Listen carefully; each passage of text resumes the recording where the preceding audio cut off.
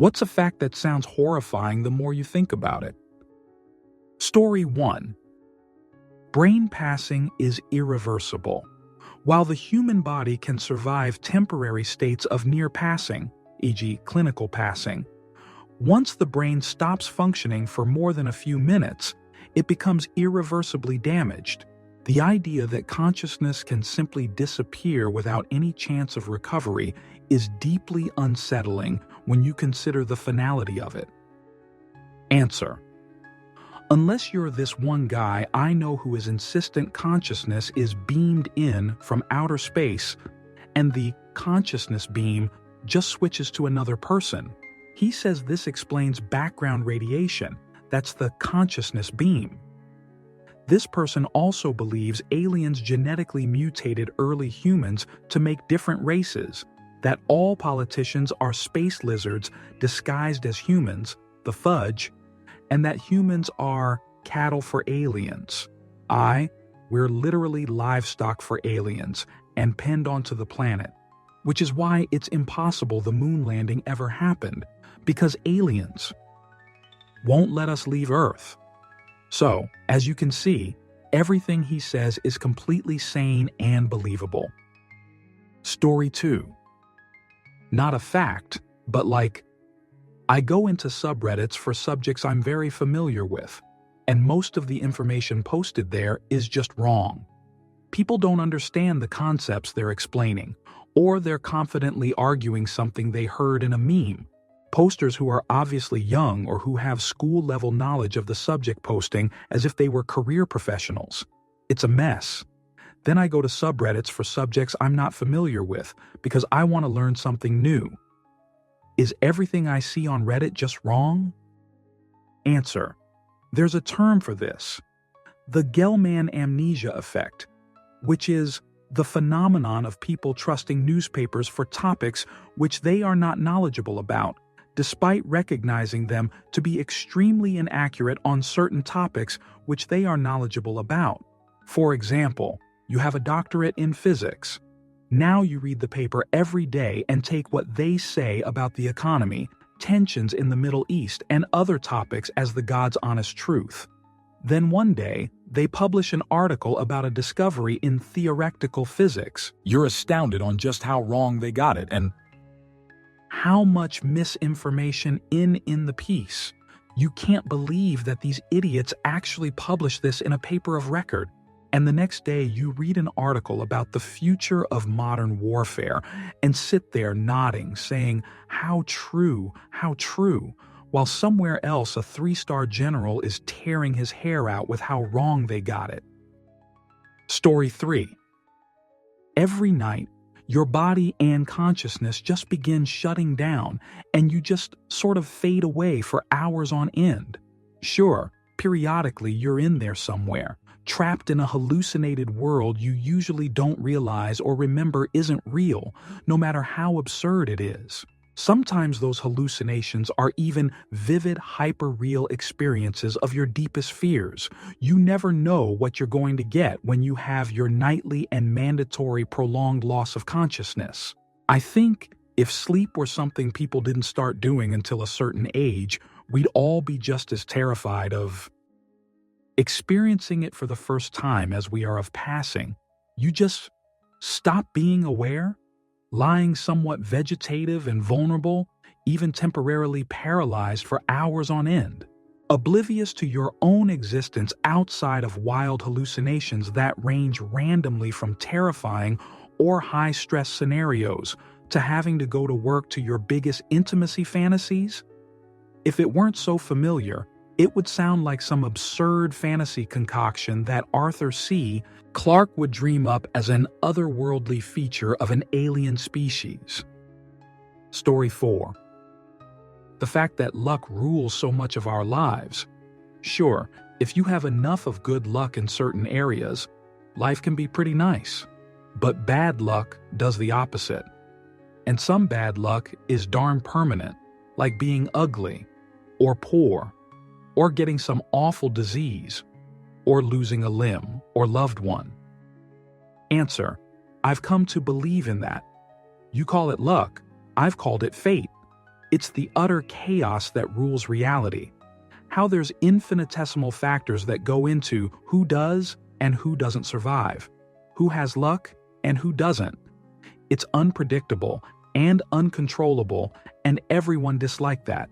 I've learned to make peace with it. It's replaced my religion even though there's nothing spiritual or holy about it. Your luck has more influence on you than any other factor, and all we can do is mitigate the damage. Story 5. There are pairs of shoes at the Titanic wreckage. They aren't random shoes dotted around the ship, they're pairs of shoes, indicating that people were still wearing them when they landed down there. The bodies were eaten by microorganisms and other bottom feeders, leaving only the shoes they were wearing when the ship sank. Story 6. I can't stop thinking about the Belgian colonization of the Congo. Millions died, many maimed and arms dismembered, all in the name of rubber. Fathers who didn't make quota had their children's and their own limbs removed. And Belgium never paid reparations, nor even apologized. The magnitude of the population fall over the period is disputed, with modern estimates ranging from 1.5 million to 13 million. Perhaps, since there was no intent to exterminate the population, it can't be called a genocide, but at the very least an often overlooked atrocity and period in history. Story 7. Mitochondria, the powerhouse of the cell, contains its own set of DNA. Without mitochondria, complex life as we know it would be impossible. Yet, for billions of years, it has evolved within eukaryotic cells, all while speaking a completely different language. Essentially, it might be one of the most important symbiotic relationships in all of life, and it most likely happened as a fluke, a one-off scenario. At least, that's how I understand it. I find it fascinating to think about. Story 8. You will eventually lose everybody and everything you have ever loved, either by each of them dying and ending, or your own passing. Side note, talk to a 100-year-old. Almost everyone they ever knew is dead. Story 9. How do we know what we know?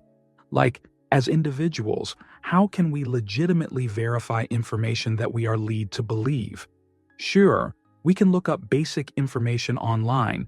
We know that Santiago is the capital of Chile, but what about the more esoteric and less empirical knowledge? At some point, you have to recognize that for some things, you just have to accept what other people tell you and just hope for the best that they aren't blatantly lying to your face. Answer. At some point, you have to recognize that for some things, you just have to accept what other people tell you and just hope for the best that they aren't blatantly lying to your face. Sure, but this has always been the case, and it likely always will. It's the same as having faith that a stranger on the street won't just turn around and harm or eliminate you. Trusting our fellow humans to come through for us is an essential part of the whole experience. IDK, I guess I just don't really find something so natural to be horrific. Story 10. There's a procedure to surgically separate the two halves of your brain, break the connection, so to speak. If you do this, your right side brain will function autonomously and without your conscious input or awareness, as if it's a completely separate individual. The right side brain and your left hand could solve a Rubik's Cube on their own, and the conscious part of you wouldn't be aware. Story 11. Genocides, which are the forced extinction of a group of people. That humans are capable of this is horrifying enough, but that Stalin and Mao managed to record near 100 million lives is actually kind hard to process. Story 12. When you smell something, there are no smell particles, only tiny particles of that thing you smell. So if you smell a flower, you're actually breathing in tiny pollen and flower particles. This applies to bad smells too, like trash. Story 13. The uterus is not there for the fetus, but to protect the mother. A placenta can attach anywhere, but that would obviously seriously affect the mother's health, so we have a uterus. Also, a fetus is basically a parasite. It takes from the mother in order to grow, including from her bones, to make their own. Story 14. Technology, media, advertising, food, medicine, all are now for profit and geared towards making every individual want to consume it, get by it, and do whatever it takes to get more money to repeat the process. This is for developed countries, but that is what is horrifying. The horrifying part is that it is the most effective form of control you can have on a population. Besides in non-developed countries, whose goals are to survive and fight against oppression and slave labor, and are being turned into first-world countries. People no longer need to be whipped in the back to work themselves. To passing, you no longer desire open land, nature, contemplation, and enjoying life. Now all you need is media, food, alcohol substances to give you dopamine highs. Then, you live in tiny, cramped apartments and work unhealthy jobs. If you make it out of the rat race, you command others to live that way and then you own. Not really. In the USA, you don't own land, your own place, and whip others so you can feed your dopamine violation brain. It's not even for survival. It's not even for evolution and progress. Shoot, people don't even care about families anymore. It's just the undead drive to just consume and produce. Until passing, then someone else continues the cycle. So, survive third world mess and move to a Western country away from family and community to slave for those who don't care about family and community. There are those in the comments that will refute this or talk about how being in these third world countries suck. Just remind yourselves that if you are in the privileged group, you are in the minority. And your comfort is due to keeping other people poor in other countries as well as your own. And you can't do anything about it. If you do, you will end up poor and marginalized. And everyone, including yourself, will convince you it's your own fault. Story 15. Our species is reliant on a planet we can't control in a solar system.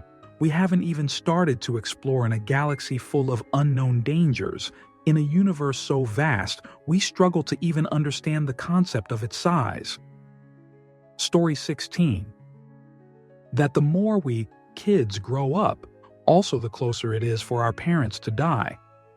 I am mid-30s, and the thought that I potentially have spent more than half of my time with my parents while they are still alive is very saddening. Story 17. Basically anything about space. I don't like thinking about space, the vastness of it, the fact we have yet to find signs of complex life, i.e., more than bacteria or something, outside of Earth, the fact that nothing is going to exist anymore. Dislike it. Story 18. There are only 3 animals on land bigger than insects that outnumber humans. One is the chickens we breed to eat, the other 2, the mice and rats, that by this point are practically evolved to live in our trash. Wild species like deer, bears, coyotes, humans outnumber most of them combined. Story 19. That 100 years from now, it will be like, I never even existed on this planet. Nobody will remember me.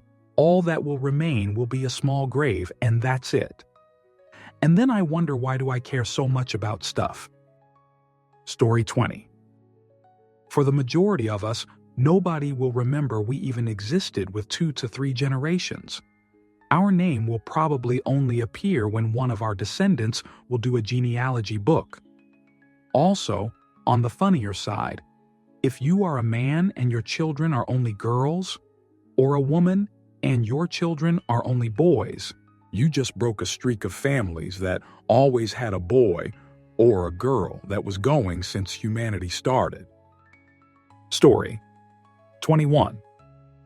When you consider the difference between the amount paid in damages defamation that Donald Trump has paid to E. Jean Carroll and the amount that ABC News paid to Donald Trump, because one of their anchors referred to him as a rapist, raping E. Jean Carroll was one of the few profitable business moves our president-elect made in the 1990s. Story 22. There is a non-zero chance that the entire universe could just spontaneously end at any moment. No sign of it coming. Just everything and everyone that ever was completely gone all at once. And no one would ever actually know either.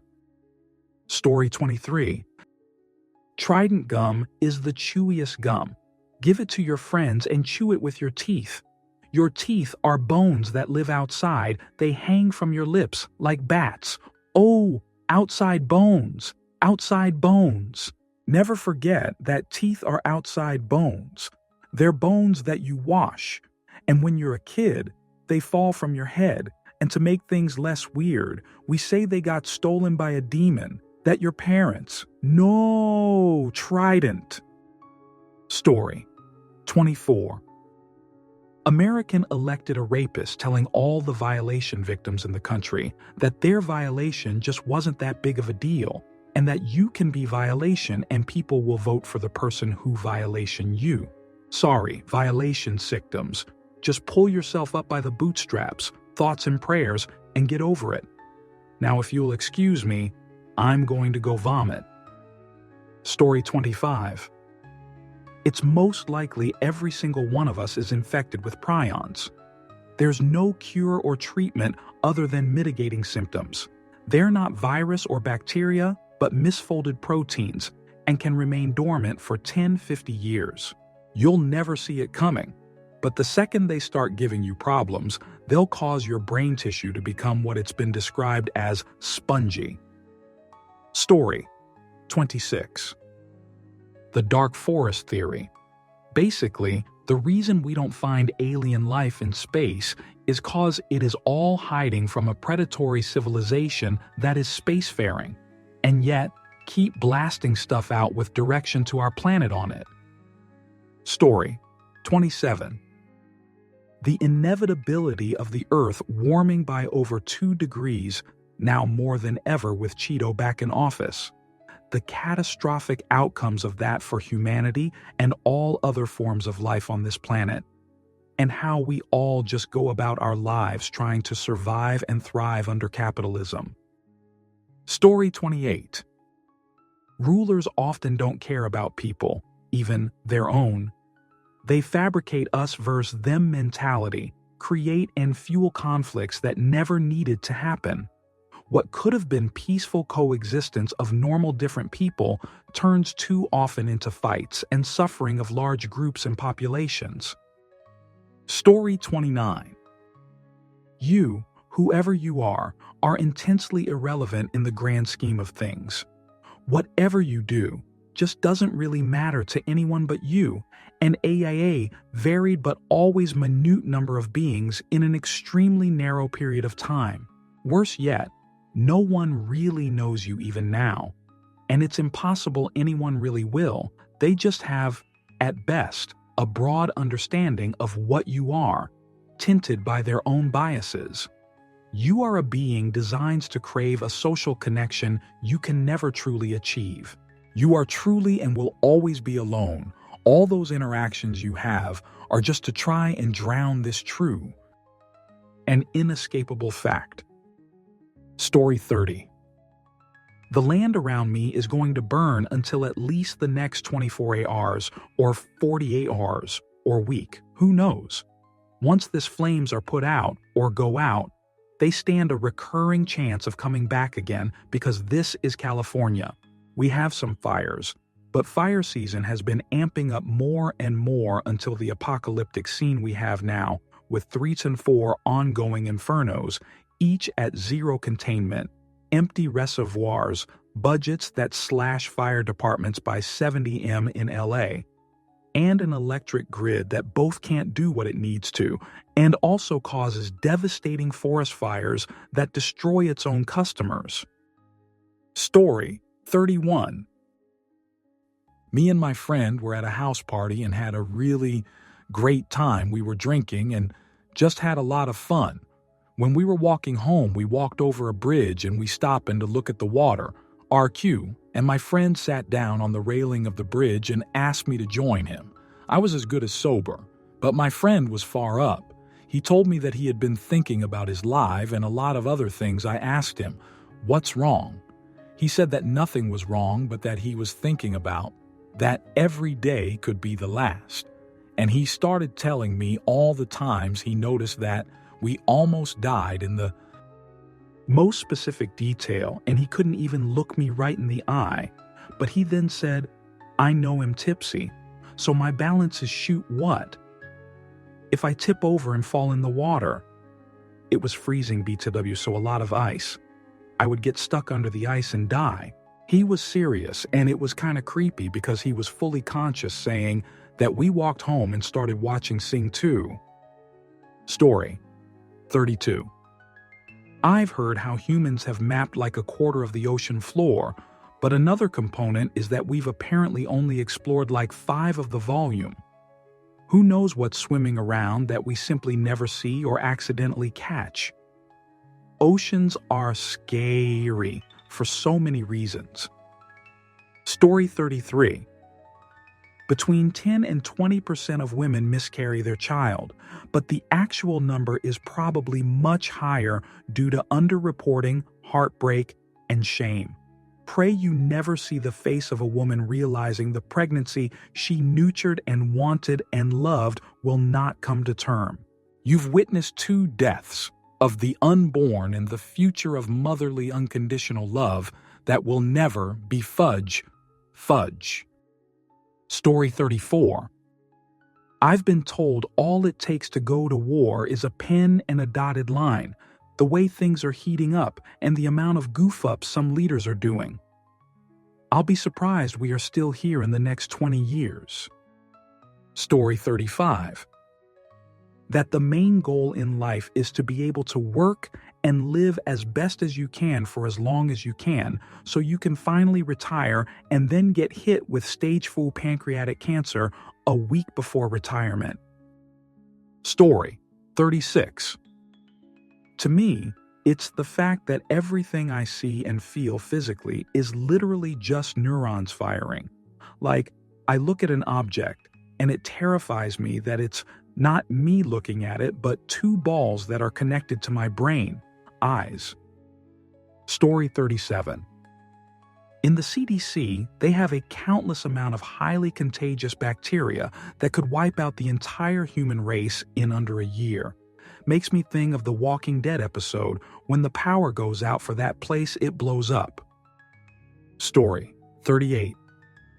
The United States government used to trick Native American women into going through a procedure to make them sterile so they could not have children, often without their consent. And this was only a few decades ago. Story 39.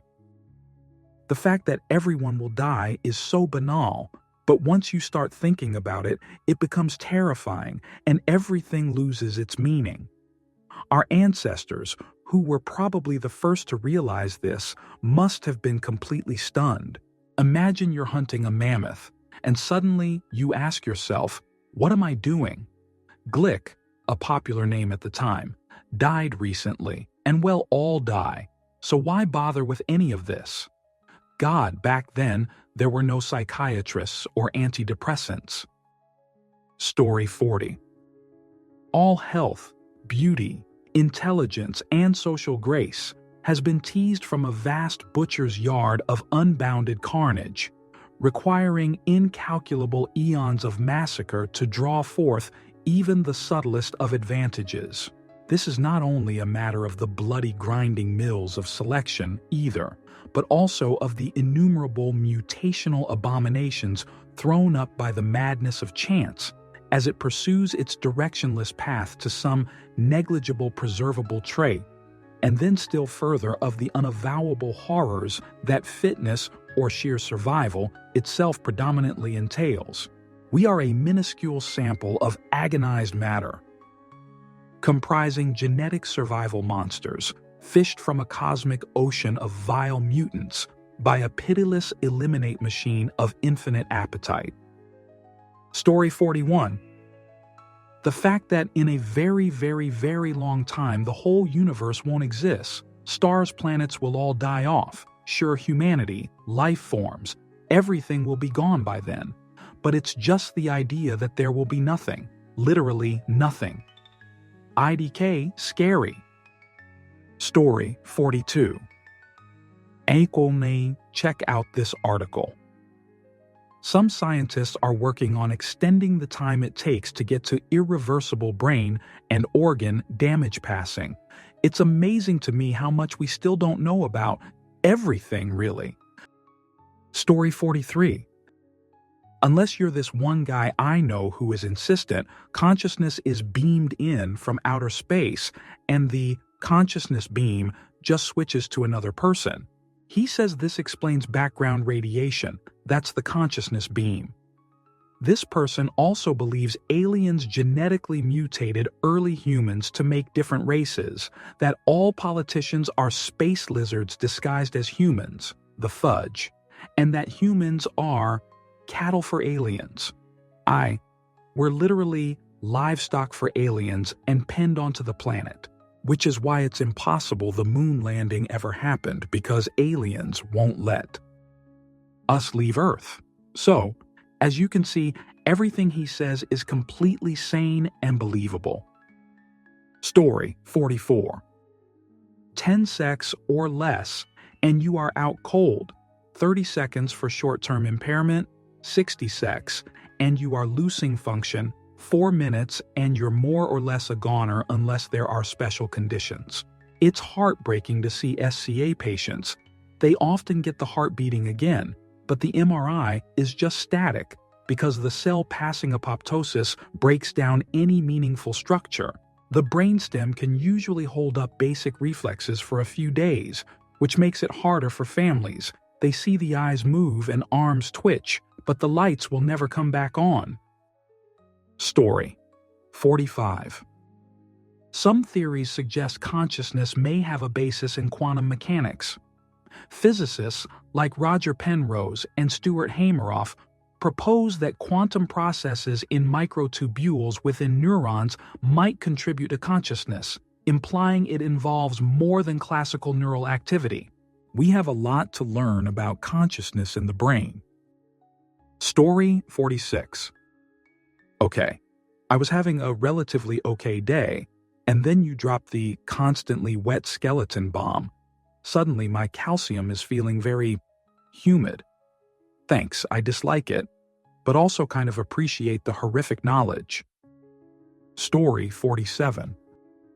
The entirety of what is you is a difficult concept to nail down. If you lost parts of your body, you're still you, right? But if you lost all your body and your mind was implanted into a computer or something, is that still you? Is a copy of your mind still you? If there are multiple copies, which one is you? If you were completely incinerated and ceased to exist for a time period, and then a perfect copy of you, mind and all, was made from new materials, is that still you? If you lost parts of your mind, are you still you? All your mind? Answer: if you were completely incinerated and ceased to exist for a time period, and then a perfect copy of you, mind and all, was made from new materials, is that still you? I would say this is a definitive no. It's a clone of you, as there's no continuity of consciousness from what was you to the new clone. You hit the same issue with uploading your mind to a computer. Even if you died immediately afterwards, so there was no divergence of experience after, it would still just be a copy of you. You would cease to be. Story 48. The saddest fact is not too long ago, scientists returned to Challenger Deep all the way down. They wanted to take some good pictures of a certain creature, but instead, they found a plastic bag floating in the water. Story 49. There's a term for this, the Gell-Mann amnesia effect, which is The phenomenon of people trusting newspapers for topics which they are not knowledgeable about, despite recognizing them to be extremely inaccurate on certain topics which they are knowledgeable about. For example, you have a doctorate in physics. Now you read the paper every day and take what they say about the economy, tensions in the Middle East, and other topics as the God's honest truth. Then one day, they publish an article about a discovery in theoretical physics. You're astounded on just how wrong they got it and how much misinformation in the piece. You can't believe that these idiots actually published this in a paper of record.